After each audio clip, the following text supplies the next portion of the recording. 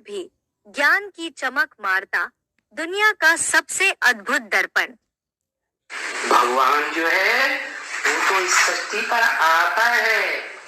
भले शास्त्रों में लिखा है कलयुग के अंत में भी आता है, कलंकी धरा अवतार बनकर। तो शास्त्रों में कुछ तो सच्चाई है क्या? दुनिया के सारे कलंक अपने ऊपर धारण कर लेता है, नाम ही पड़ता है कलंकी धर, चुपचाप कलंक धारण करता है क्या? कोई विरोध नहीं। और जितना कलंक लगाना चाहो लगाओ, क्या मैं भागने वाला नहीं हूं इस दुनिया से? क्या खुदकशी करने वाला नहीं हूं? तो काम पूरा करके जाऊंगा। भगवान है ना, तो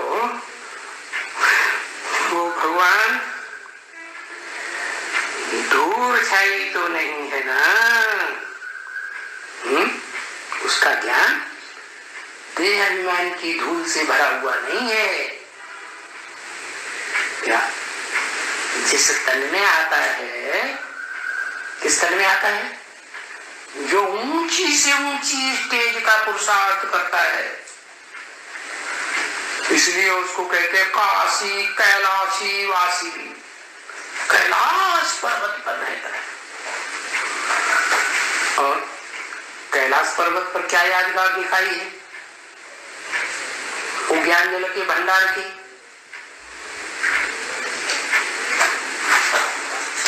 है।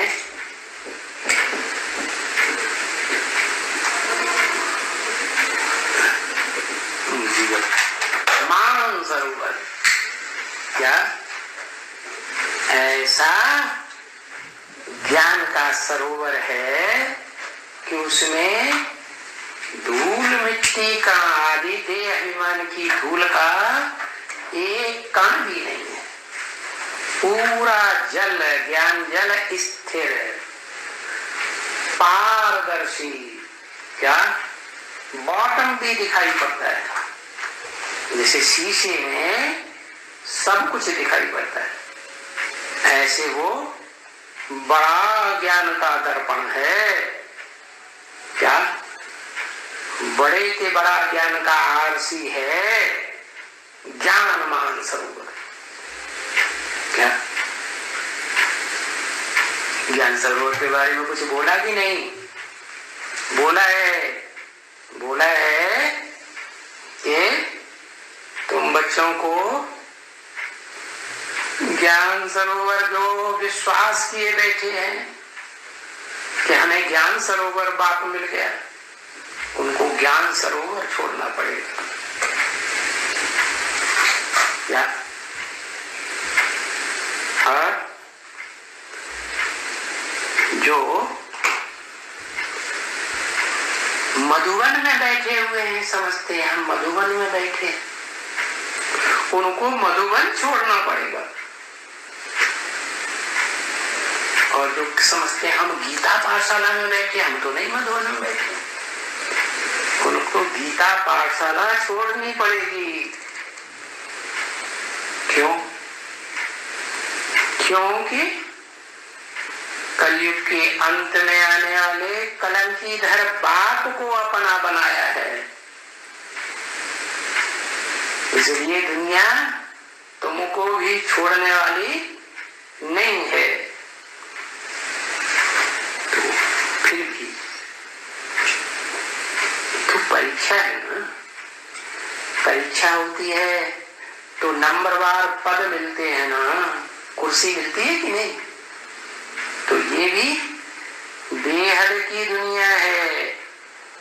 इस बेहद के रंगमंच में भी तुम बच्चे नंबरवार ऊंची नीची मध्यम कुर्सियां लेने वाले हो, जिनकी यादगार है माला। हर धर्म में माला होती है, माला रूपी संगठनात्मक। कोई ऊंचा पार्ट बजाने वाला, कोई मध्यम पार्ट बजाने वाला, कोई नीचा पार्ट बजाने वाला। तो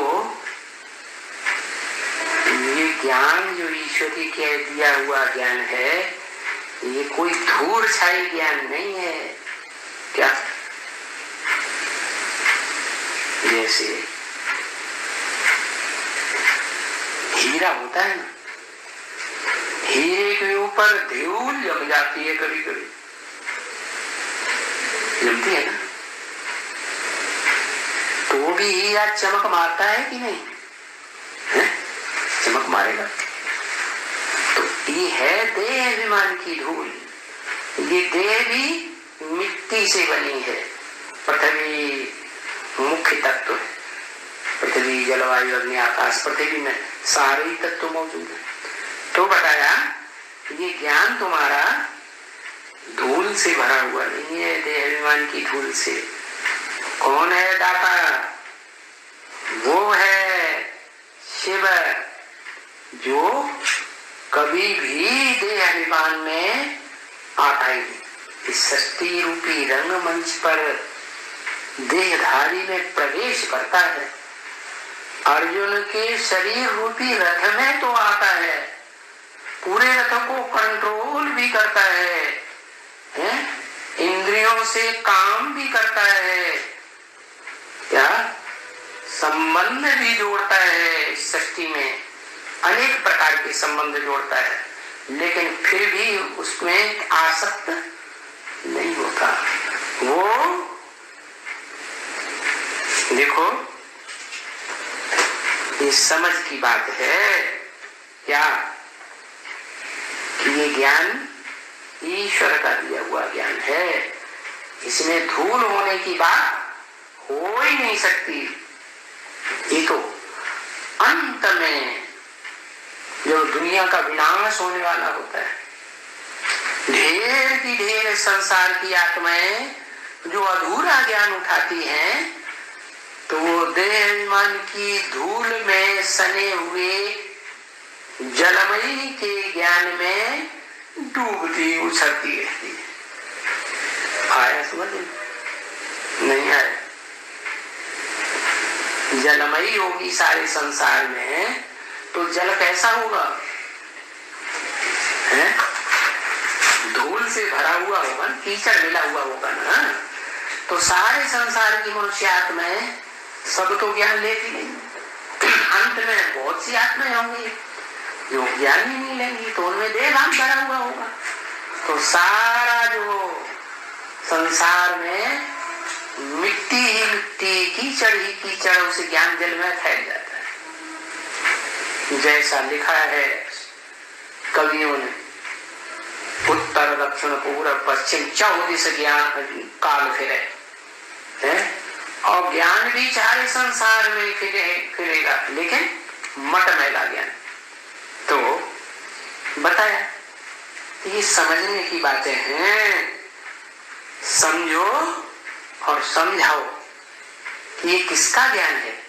ये देह अभिमानी धर्म पिताओं का ज्ञान है? नहीं है। उनमें देह अभिमान की धूल भरी हुई है, इसलिए वो ज्ञान नई दुनिया स्थापन नहीं कर सकता। क्या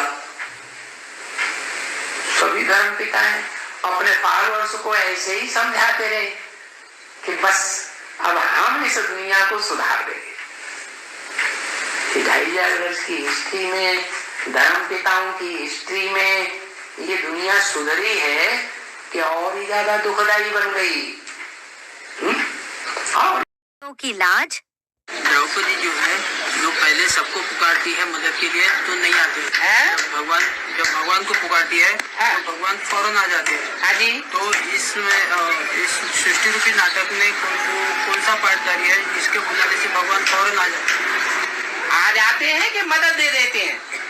मदद दे देते हैं। मदद देते हैं, आ नहीं जाते तो मदद मिलती है। जैसे 98 में दुर्योधन दुशासन जब पीछे पड़े, द्रौपदी के अथवा द्रौपदी का पार्ट बजाने वाली भुजाओं के पीछे पड़े,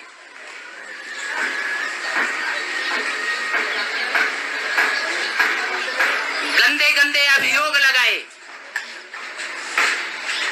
और अभियोग लगाने के साथ साथ कोर्ट में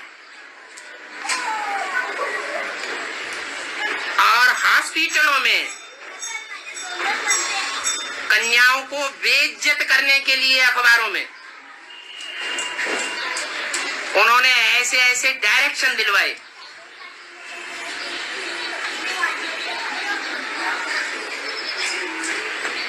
जो भी सेंटर था उस समय एक ही था उस एरिया में, उसमें महीनों तक लेडीज पुलिस इंक्वायरी करने के लिए भेज दी, नंगा करने के लिए, उनका पोता मिल लेने के लिए। हॉस्पिटल में जो सर्जन हैं उनको पर्चियां लिख लिख करके डायरेक्शन दिए कि इनकी मेडिकल टेस्ट कराया जाए। ये समाज के सामने नंगा करना नहीं हुआ। जब मेडिकल टेस्ट कराया जाता है तो बात अखबारों में आती है या नहीं आती है? आती है। तो भगवान ने नंगन होने से बचा लिया। कन्या वहां जाकर के इतनी जोर से चिल्लाई जैसे कोई सोल प्रवेश कर गई हो, और 2-3 जो डॉक्टर आए थे वो भाग खड़े हुए।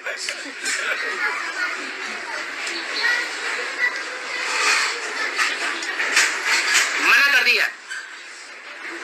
जिन बड़े ऑफिसरों से डायरेक्शन मिला हुआ था, हम नहीं करेंगे।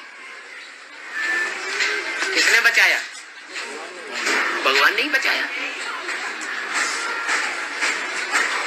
वो तो आखिरी परीक्षा नहीं है, फाइनल पेपर है क्या? नहीं, तुम सब द्रौपदियां हो। ये दुनिया की हालत और दुनिया के ऑफिसरों की हालत और दुनिया के पुरुषों की हालत, जिन पुरुषों को कहा है दुर्योधन दुशासन, वो कन्याओं माताओं को नंगन करने के लिए उतावले हो जाते हैं। जब कलंकीधर प्रत्यक्ष होगा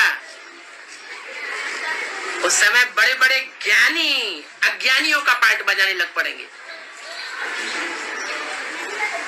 उस समय नंगन होने से कौन बचाएगा? है बाप ही बचाएगा। कोई न कोई युक्ति होगी जिसे बचाएगा। भगवान कल्कि को क्यों दिखाई जाती है काले घोड़े की सवारी? शास्त्रों में कल्कि अवतार को कौन से नंबर का अवतार बताया है? लास्ट।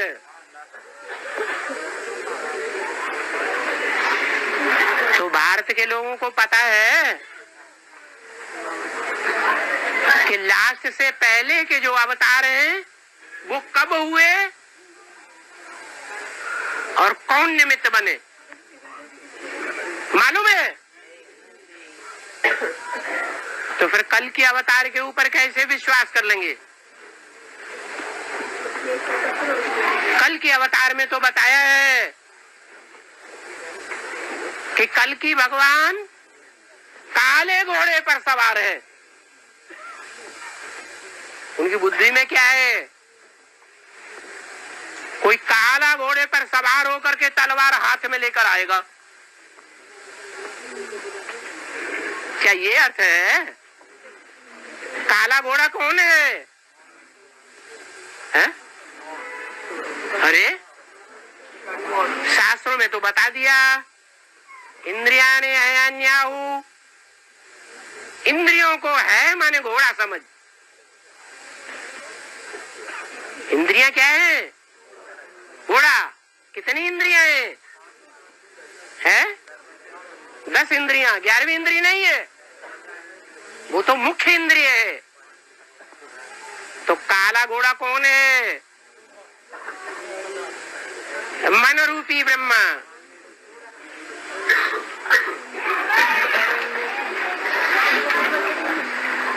वो लगाम में है, श्रीमत रूपी लगाम के अंदर है। श्रीमत देने वाले को पहचानता है? नहीं जानता तो लगाम के अंदर रहना भी नहीं जानता।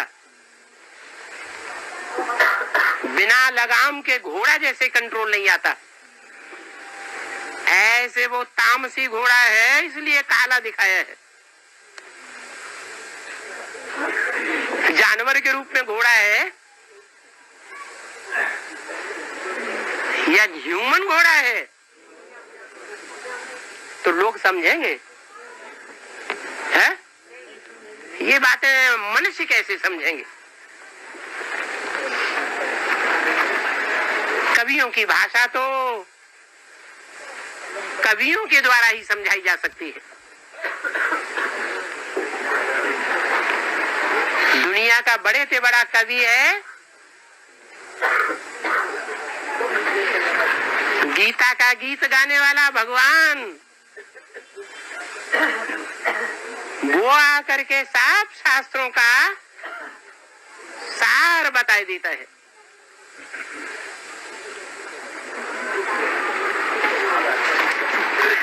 और ये नहीं बताया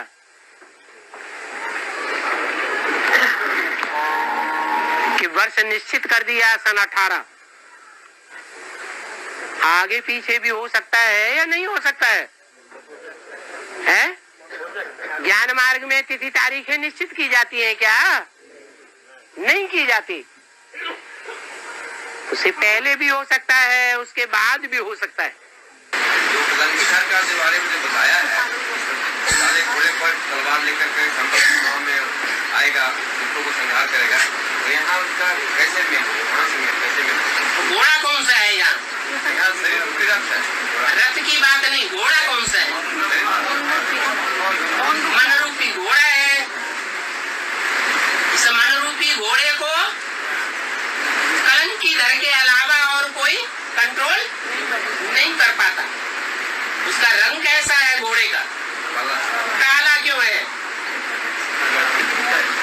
क्योंकि कृष्ण जितना काला दिखाया गया है उतना और कोई देवता को काला नहीं गायन है।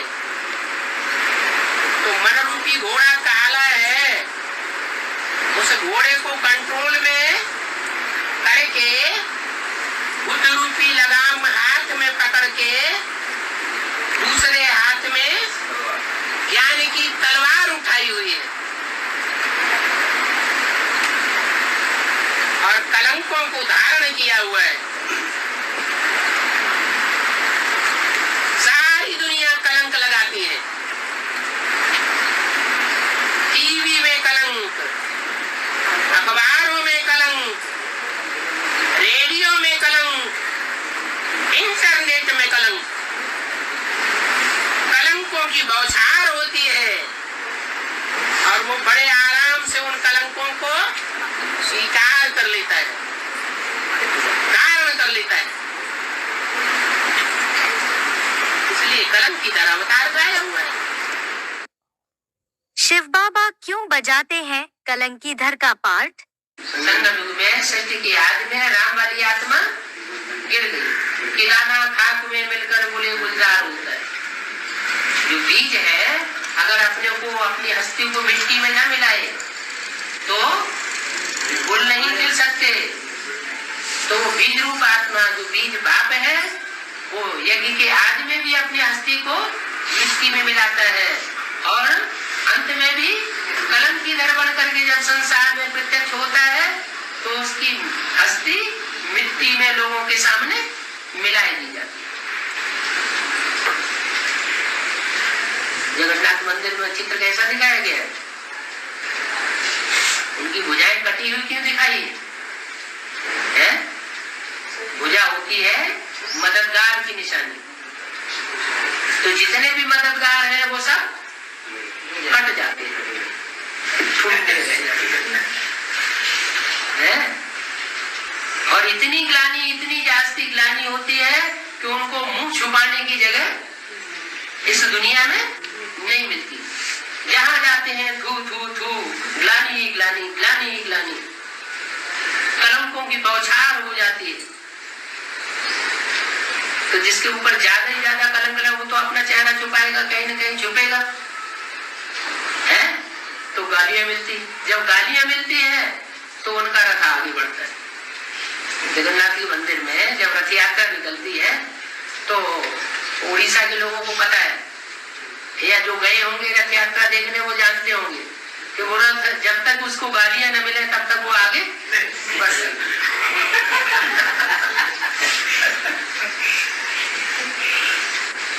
तो अभी बाप तुमको अपना और रचयिता के आदि मध्य अंत का अंत बैठ समझाते हैं। सीढ़ी के चित्र में रचयिता बाप कांटों की सैया पर पड़ा हुआ है, विदेशियों से भीख मांग रहा है, लेकिन उसके मस्तक में क्या रखा है? गीता ज्ञान भरा हुआ है। तो गीता ज्ञान जिसकी मस्तक में भरा हुआ होगा, बाहर से दुनिया के सामने कैसी भी स्थिति बन जाए, लेकिन परमात्मा बाप की दृष्टि में वो सबसे ऊंच से ऊंच हीरो पार्टधारी के रूप में पार्ट बन जाता है। तुम बच्चे आए हो सिर हथेली पर लेकर, क्या आप इस पॉइंट पर गौर करते हैं? बाप कलंकीधर बन गया तो इस टाइम इसमें संगम में हाँ। इस पार्ट में कलंकीधर, तो बच्चे भी नंबरवार क्या होंगे? हाँ। कलंकीधर होंगे। हाँ। लेकिन एडवांस में आते ही जब ऐसा होने लग जाता है तो मूंझ जाते हैं भाई बहन। क्यों मूंझ जाते हैं? ऐसा तो नहीं था, अब ऐसा होने लगा। जब से भर्ती करके आए हैं तब से रोग भी ज्यादा हो गए, बदनामी भी ज्यादा हो गई, हाँ। पैसा भी खत्म हो गया, और श्रीमत के बरखिलाफ चलना ज्यादा नहीं हो गया? इसलिए ज्यादा मूंझ जाते हैं। श्रीमत के बरखिलाफ चलना ज्यादा नहीं हो गया?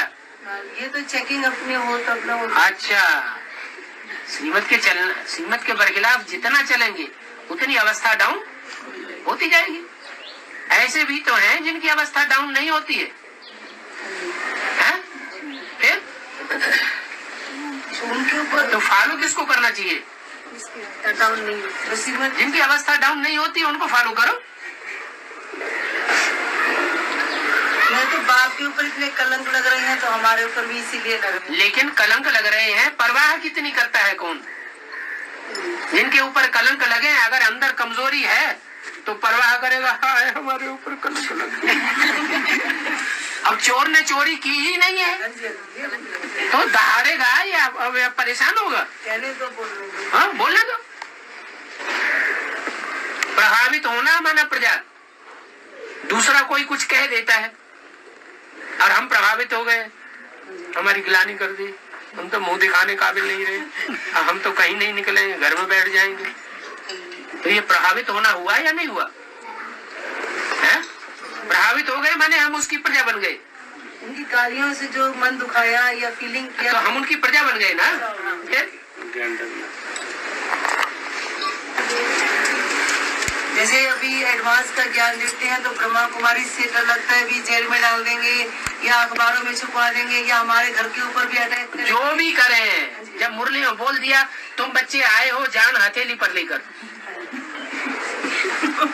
बाबा ये लो सर हथेली पर लेकर आए हो, पूरा बलि चढ़ना है। देखो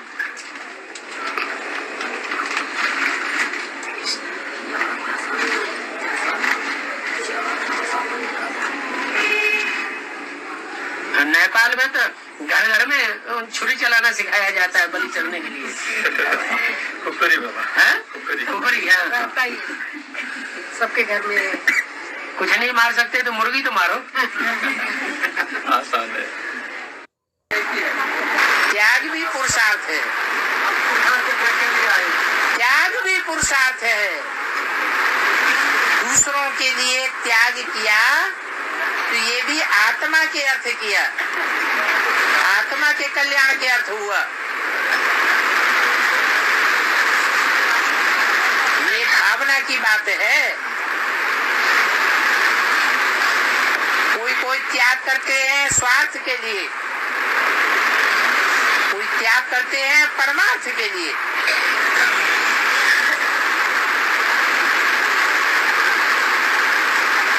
कोई ने अपने को खत्म कर दिया, खुदकशी कर ली। अंदर भावना ये है कि ये सारे परिवार वाले परेशान हो जाएं।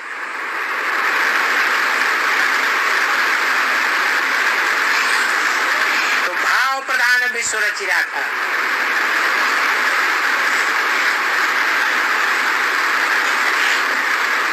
या अच्छाई के लिए शरीर छोड़ा या बुराई के लिए शरीर छोड़ा? बुराई के लिए छोड़ा।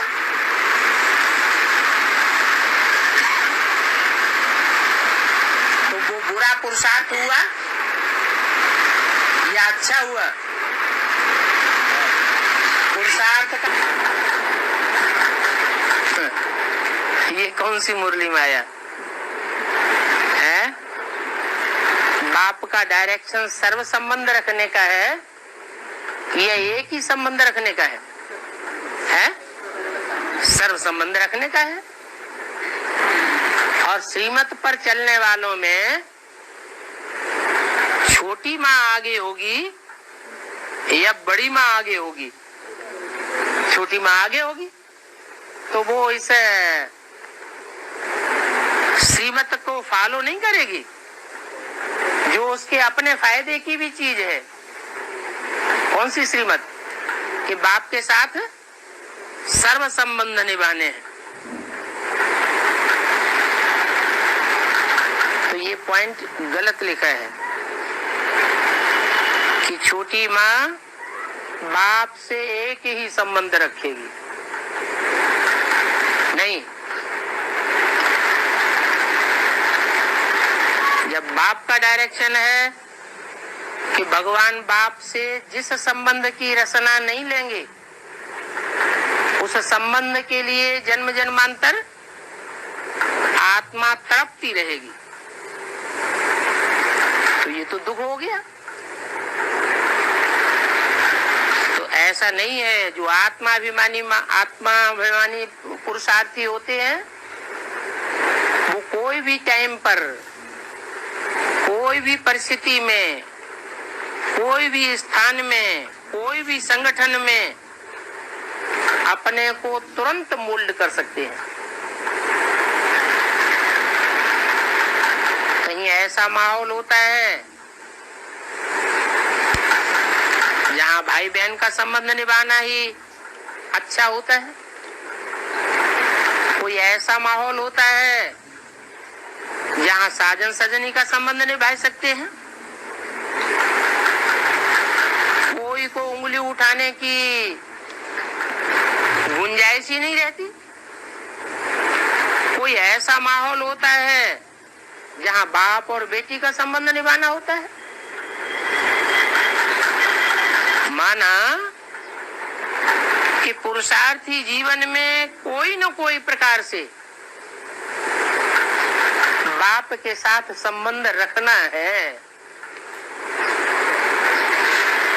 एक संबंध न सही तो दूसरा, दूसरा नहीं तो तीसरा, तीसरा नहीं तो चौथा।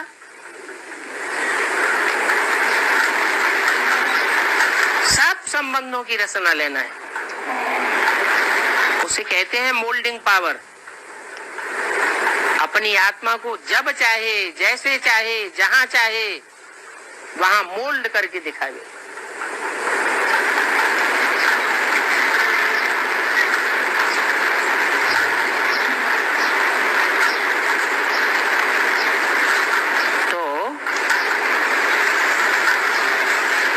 की तो आत्मा है।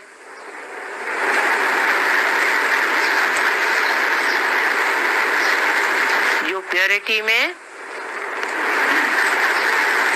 सबसे आगे जाती,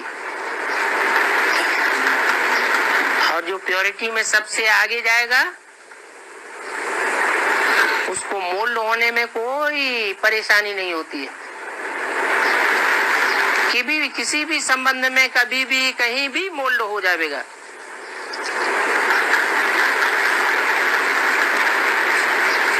मान लो राजाओं का परिवार है। एक राजा को 100-200 रानियां थी रनिवास में। जो बड़ी रानी होगी और उसमें समाने की ताकत होगी तो सब रानियों के साथ बहनों का संबंध निभाएगी या सौत का संबंध निभाएगी? कौन सा संबंध निभाएगी? है सौत का निभाएगी? फिर तो झगड़ा हो जाएगा। साथ के साथ बहनों का संबंध निभाएगी। वैसे भी दुनिया में कहते हैं कि पत्नी जो होती है वो माँ का पार्ट भी बजाती है, पत्नी बहन भी बन जाती है, पत्नी माँ भी बन जाती है, बहन भी बन जाती है, बहू भी बन जाती है। हर प्रकार का संबंध परिवार में पत्नी मोल्ड कर सकती है।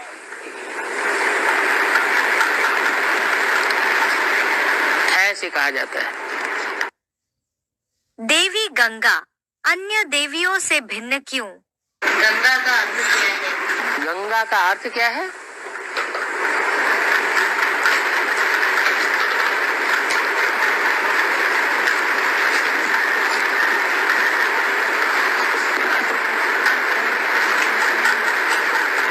ये दो शब्द हैं।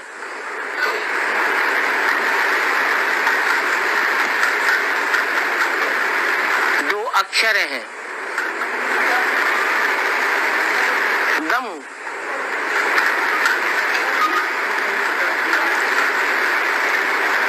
और गा।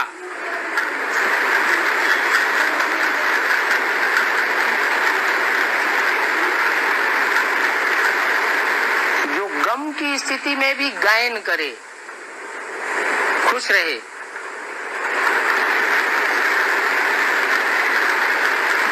गंगा पहले कहाँ थी?